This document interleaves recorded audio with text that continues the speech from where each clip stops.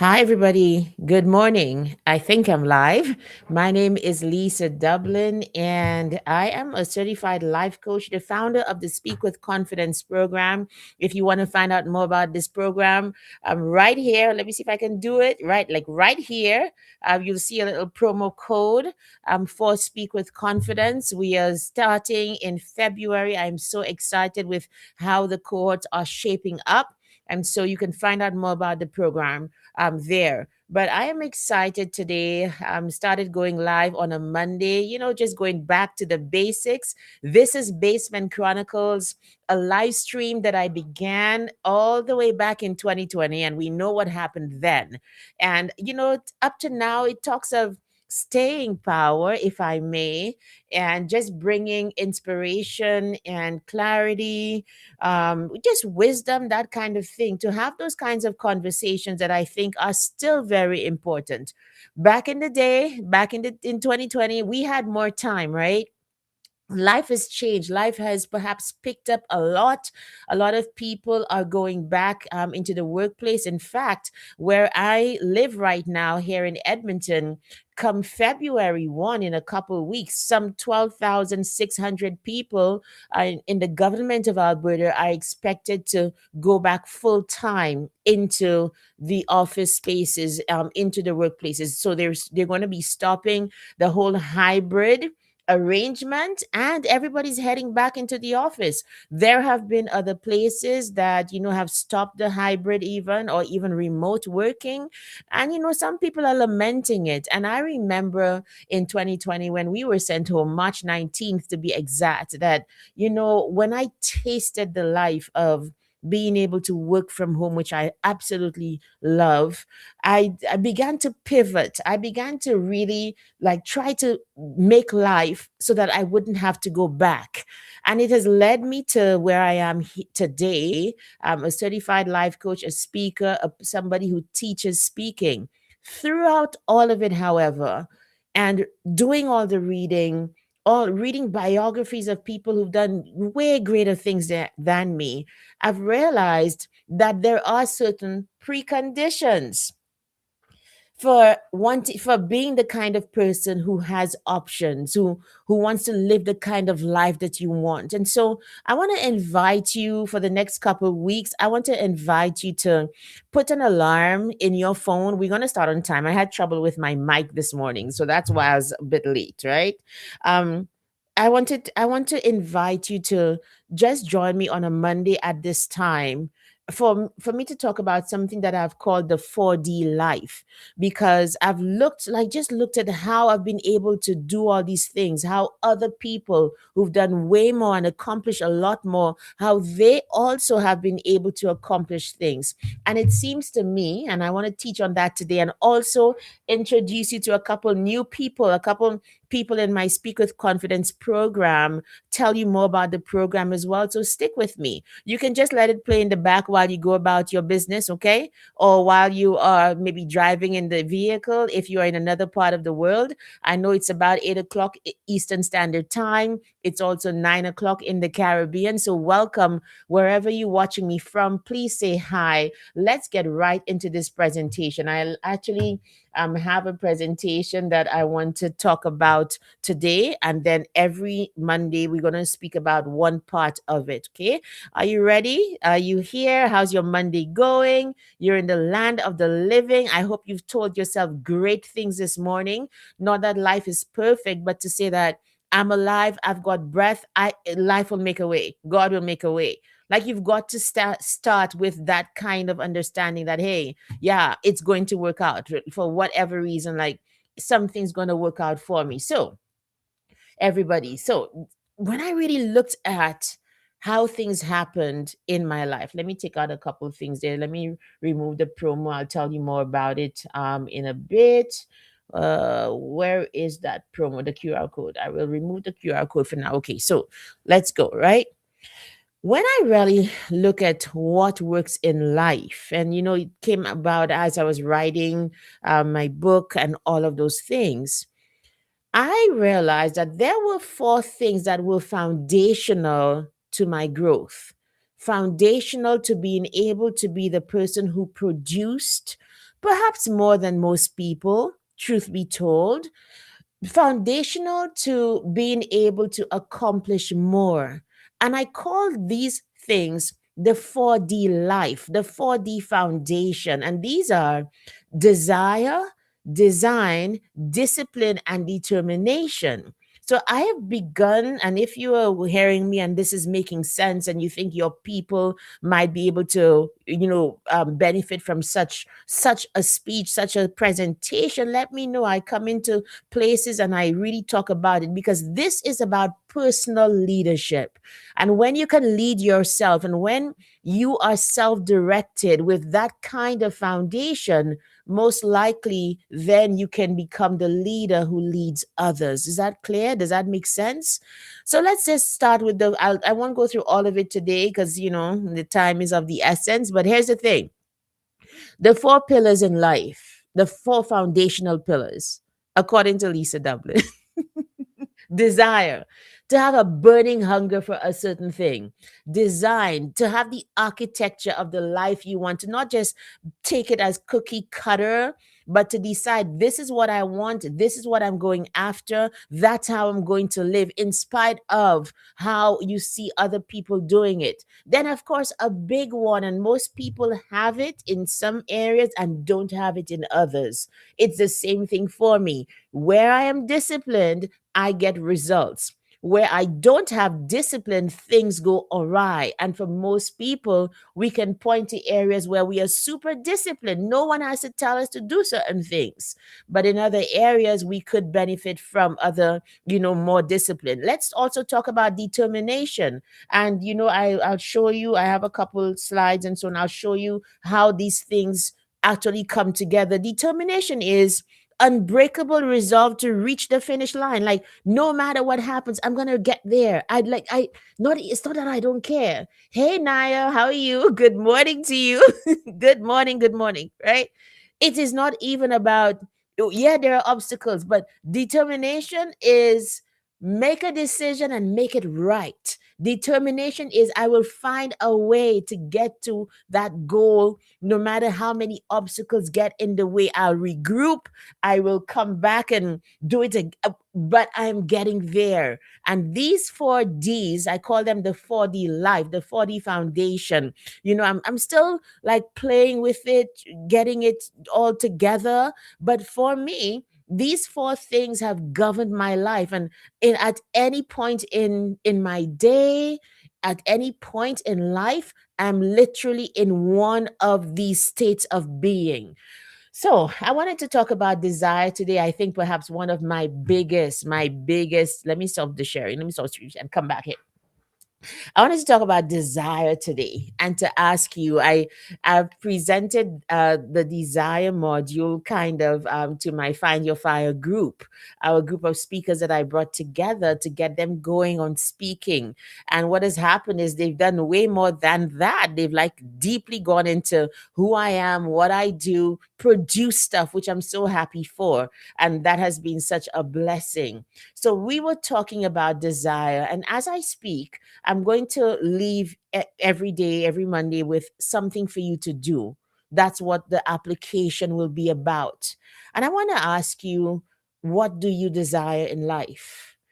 Desire, most people don't have it. Most people live life in a very lukewarm fashion, if I may, right? So, yeah, let me go back and share. So, here's the thing: most people are like, whatever, que sera, sera. Whatever will be, will be.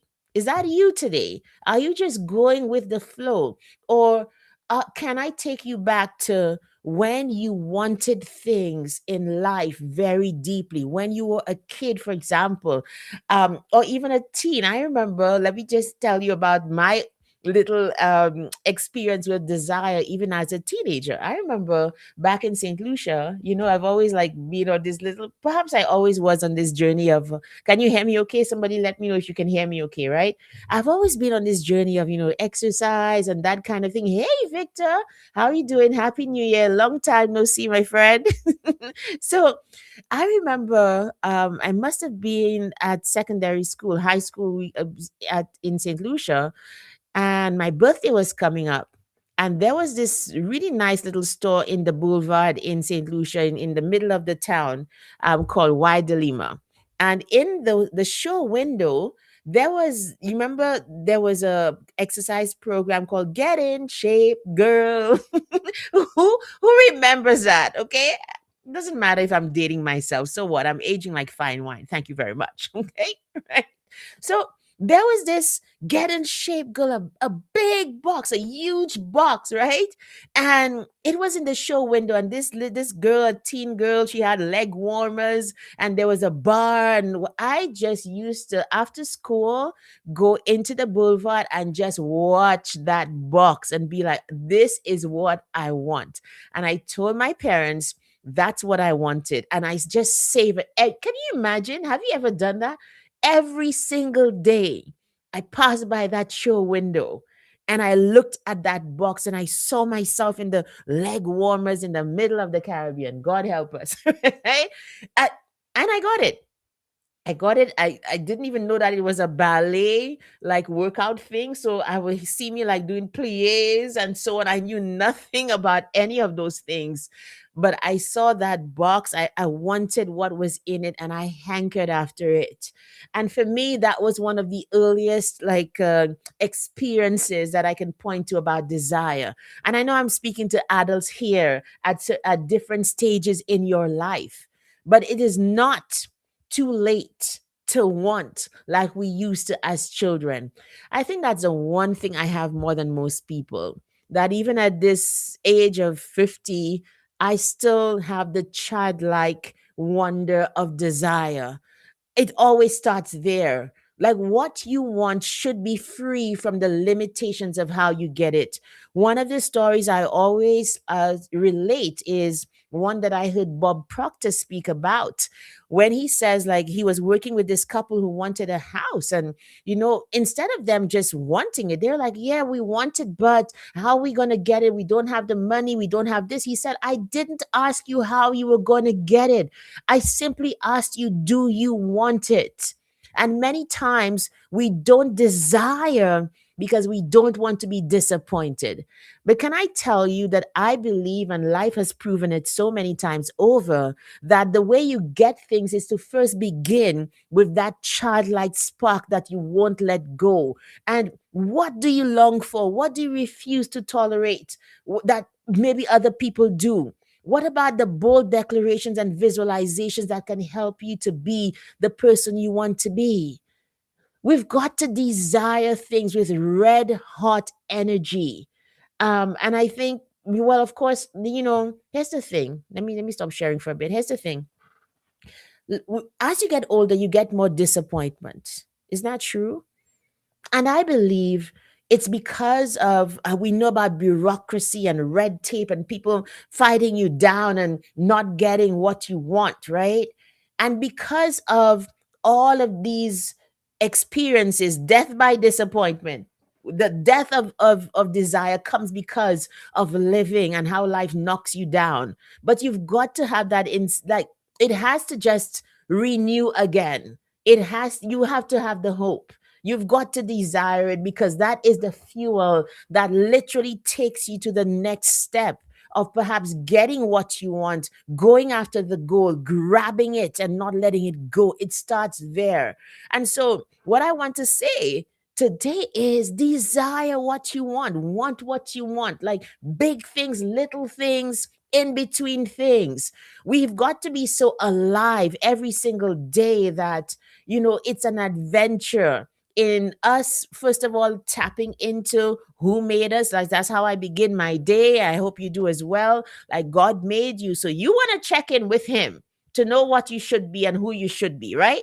I feel that's very important. What do you think? You let me know. And that is where desires come from. There are certain things I would never have imagined wanting. They're always bigger than what I see. And just because of being in contact with who made me, with God, with he wants things for you. He shows you, he expands your mind. And that's where you really, really begin to dream of big things. There's something they call the big, hairy, audacious goal. Yeah, you can get those from the person who made you. So what are you desiring? How red hot is your desire? Or have you just become complacent? Complacent with life. You know what? I've literally heard people my age, which is, excuse me, I know you, if you're very young, people like Naya here might be saying like 50s old. That's fine. You can say it's old, but that's you're gonna feel it when you're 50 if you're saying it's old. Then if at 30 you're saying 50 is old, what happens when you're 50? 50 is not old, okay? I'm never gonna say, like, we're just aging like fine wine. The older we get, the better we become. Okay, that's exactly what's happening. Thank you very much. But if you're gonna have that kind of attitude, people my age are like, oh, I'm old, I'm on my way out. How are you on your way out? What are you talking about? There is so much more life to live. How can you start to settle from early? And it's not even as if, yes, Naya, I see that. It's not even as if settling is easier. Settling is tiring because you will be seeing all of these other people living their best lives, and then you live in resentment because you have just not taken up that sense of, I've got life to live. I can do this again, no matter how disappointed I have become or things have happened for me. You can begin to desire things again. The one thing I want to say about this before we go into talking about like some other things I want to, because I'll continue this conversation about the 4D life. That's it for this year. So follow me if you really want, like, it's foundational. Some things are so simple that we run ahead without getting them right. But from my experience, once you get stuff like these 4Ds right, desire, design, discipline, and determination, you can practically do anything in your life. So if you can tap into your desire today, you'll be much better for it. The one thing I also want to say about desire is this: it really entails you knowing yourself. You know what I mean? We're too busy. But I'm not saying that you have to like withdraw from everybody, but we need to spend time knowing who we are. What does that look like? Who are you? What do you like? What don't you like? One of the deepest questions I came across when I was doing this whole career change and pivot thing, I read books, and one of those books I read, I think it was called I Don't Know What I Want to Do, but this is not it. There's literally a book called that, you guys. I don't know what I want, but I know this is not it. That's literally the name of the book or something like that, very close to that. Anywho, that author asked the question. She said, look at your current job, right? And decide not just what you don't like about it, decide what parts of it you like. Think about it. To decide in any situation, not just what you don't like, but what you actually do like, because that can lead you to another area where those similar qualities that are amenable and pleasing to you might exist. So, part of knowing yourself and getting to desire is taking the time to know who you are, taking the time to do, I like to lead all of my clients and my students through those self-discovery exercises to help you to know who you are, because the more I know who I am, I know what I'm going to go after. I'm also going to know the things that I'm going to let go, and I'm going to say this is not me, this is not me. Or if something happens to me, I can in retrospect be like, this happened, I can take these steps to make sure it doesn't happen again, because it really does not reflect the identity that I subscribe to. Does that make sense? So we can't, for example, if you don't know yourself, you're going to desire every whim and fancy. And that's how people lose consistency. That's how they start very hot and sweaty and then they never finish, because you've dialed into a desire that is not you. The number of people who have come into, for example, like this virtual space and have wanted to do things because they see other people doing it, not realizing that it's not you. you haven't taken the time to see whether these actions that you see and admire actually reflect what you believe about yourself and life. If you do that dark work, right? And it's a concept I met on the on Friday. I was like, what is this dark work? It's not evil, okay? Like, I would have nothing to do with it if it were. It's about the work that you do in private when nobody is watching to improve yourself. It's the work that you realize is necessary to get to where you are, to get to where you want to be. There's also a realization with dark work for me, at least when I looked at how was I going to pivot into being a coach and being a writer and a speaker. How was I going to do that? My first realization was, if it had to be, it was up to me. No one was coming to save me. No one was going to come and be like, hey, Lisa, hey, you're supposed to be this. Come, we will create this world for you to come be who you. Nobody's coming to save you. That realization, it makes you, for me, it was like, walk my basement, talk to myself, see myself doing the thing, and ain't nobody coming to save me. Yes, I'm gonna pray. Yes, I'm gonna have support from my husband, my family, and so on. But at the end of the day, if you want to go after big goals, no one's coming to save you. You better settle down and do this dark work. The dark work of what are the, like, let me give you some practical examples of dark work. I can't believe I've been speaking for 21 minutes already. Like, what is happening? What is happening? Okay? Let me give you some examples, right? So I take coaching very seriously. I take it, it's a whole field of expertise. You have to learn it. I'm certified, but a lot of this knowledge came from being careful and being and honoring the craft. And no one had to tell me to do that, but it separates, I think, just surface coaches from people who actually, can get deeper results for others. And it comes from, what is the craft? What do I need to learn? What's the curriculum? Who do I need to follow? How do I need to practice? What do I need to be noticing from other coaches to be able to get where I came? That was the dark work where coaching was concerned. Dark work where speaking is concerned is taking the time to be able, like speakers who are able to, like professional speakers who can pull quotes out of their pockets, usually are more impressive than people who are mumbling and stumbling all over the place. So dark work sometimes entails me repeating things, even though, yeah, it's in my head, but it repeating things and crafting my openings and my segues, etc. That's the dark work in your field. What is the private work that, if people don't have to see it, what they will see is the fruit of it? And that is the tip of the iceberg. The dark work is what's beneath the surface. It's the private, lonely work of slogging away at excellence until you get there. And in every field and every area of your life, I the more you do that kind of work is the more success you have out there. People don't see, when you plant the seed, but they sure will see the fruit of it.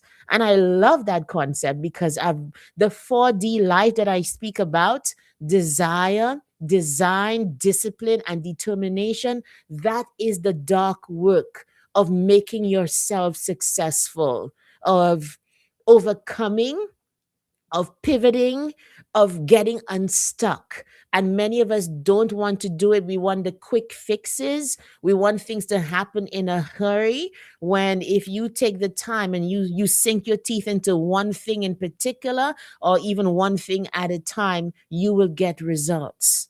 So join me again next week, Monday, same time. We will continue this talk. So I started with desire today. I want to do more on it. There's so many subtopics under this 4D foundation that I am just grateful that I have something to talk about. But I want to show you something now. I want to tell you about my Speak with Confidence program, which represents, the dark work that I've been doing beneath, just in the background, and it's bearing fruit in my students' lives. I want to introduce you today to a lot of my the graduates of the program. So I am also the founder of the Speak with Confidence program, and I say that with all humility and pride at the same time. To have something that works for people, to have a program, it's a 6-week program, both virtual, and it's also now in person in Canada. In Edmonton, we're running our second cohort in Edmonton. That one is almost filled. I'm so excited for those people who've already signed up. We just have a couple more spots. But here's what why join Speak with Confidence? Let me tell you, there are different kinds of reasons people come.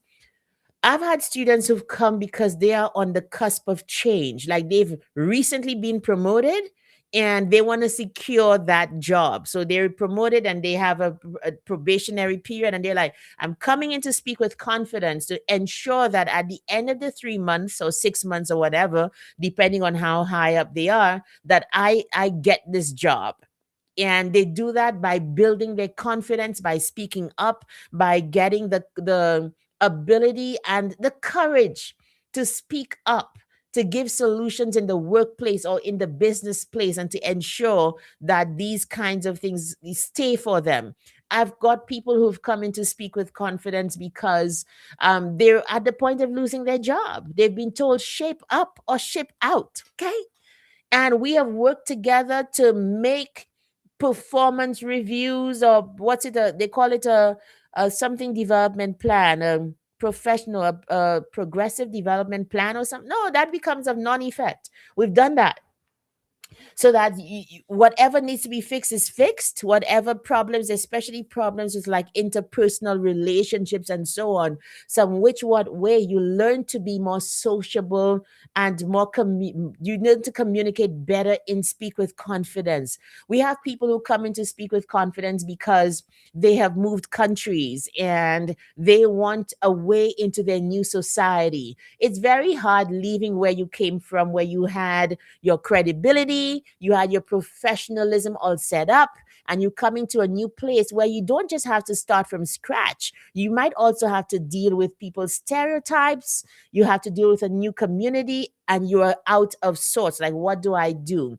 And Speak with Confidence provides family, provides support, provides strategy for people to get into their new society and take their place, take up space, and not in like an aggressive and offensive way.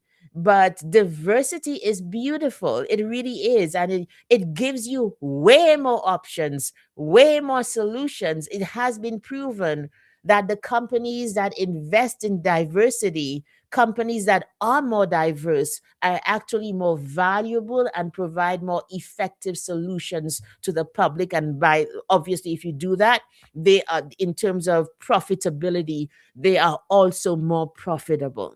So you want to be the person, no matter who you are, where you come from, you want to be that professional or that business person who does not even think of any attending negative things, but has a solution and will say it. Will make friends, will network well, will show up confident and secure in yourself enough to be confident and secure to go out and meet people. All of these things matter. And so we have those kinds of people. We also have people who are good at speaking, but something's off. Oh, geez. And these ones have the gift of the gab, but sometimes they mightn't take on the appearance. They're like, okay, you don't need to look at me, you just need to listen to what I'm saying. What? Excuse me. In Speak with Confidence, you learn the concept of what I call eye candy, and I do not apologize for it. Excuse me. Like, look your best, because we are also visual. Humans are visual. So you learn to take pride in your image and in your words and your message. The two things go together. Thank you very much. You learn to put the two together. We're not about fluff. We're not about the Teflon. I always say they don't stay. but we are about building confident and authentic speakers. In fact, let me put back for right now, actually, my team put together. Where is it? Where is that QR code? Okay, this is a promo, and I think it's only until Tuesday, tomorrow is the 20th, until tomorrow 11:59 p.m. That's what I've been told. You can get $100 off this